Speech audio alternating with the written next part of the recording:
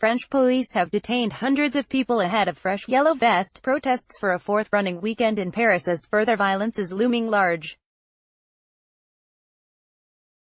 Police arrested nearly 300 people as protesters are gathered at dawn on the famous Champs-Élysées on Saturday morning. "We had to come to Paris to be heard," said protester Hervé Benoit. He said they demand the government of President Emmanuel Macron to boost people's spending power and increase taxes on the wealthiest. Authorities have deployed thousands of police and security forces to the capital and other cities on Saturday as the country is on high alert amid fears of further violence. They urged shops and restaurants around the famous Champs-Élysées to shutter. Museums, metro stations and the Tour Eiffel will also remain closed over the weekend. The protests began in opposition to a rise in fuel tax, but the government says it has been hijacked by ultra-violent protesters. France's Interior Minister Christophe Castaner said large-scale security operation would be launched on Saturday as they expect radical elements infiltrate planned Yellow Vest protests.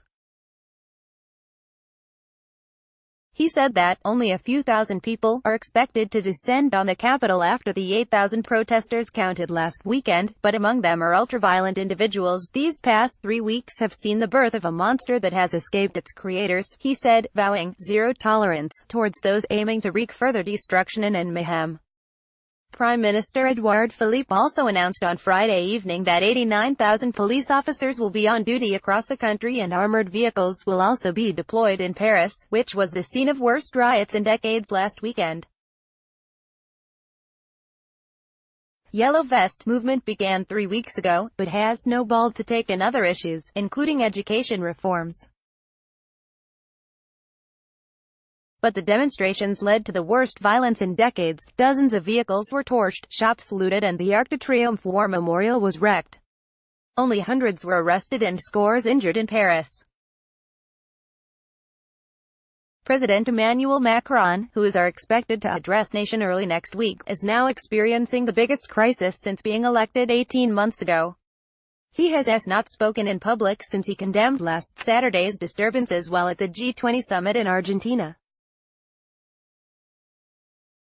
Opposition leaders accused him of turning the Élysée Palace into a bunker where had taken cover. The 40-year-old president, who is under mounting pressure, has left the issue largely to his prime minister to deal in public with the turmoil and offer concessions. Prime Minister Philippe met a delegation of self-described moderate yellow vests who have urged people not to join the protests.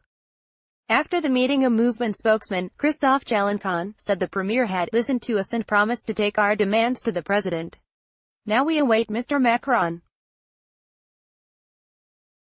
I hope he will speak to the people of France as a father, with love and respect, and that he will take strong decisions, he said. Following last weekend's riots in central Paris and dozens of other cities and towns across France, the government decided to abandon its plan to raise the fuel tax next year. In this image taken from video, showing police as they detain a large number of students Thursday, Dec. 6, 2018, at Mantes-la-Jolie, France. Photo by AP, but protesters want the president to go further to help hard-pressed households, including an increase to the minimum wage, lower taxes, higher salaries, cheaper energy, better retirement provisions. Some of them have demanded Macron's resignation. They say the president is part of an elitist coterie that neither understands, nor cares how they live. Police used tear gas against students protesting over educational reforms in Lyon on Friday. According to local media, dozens of protesters were arrested.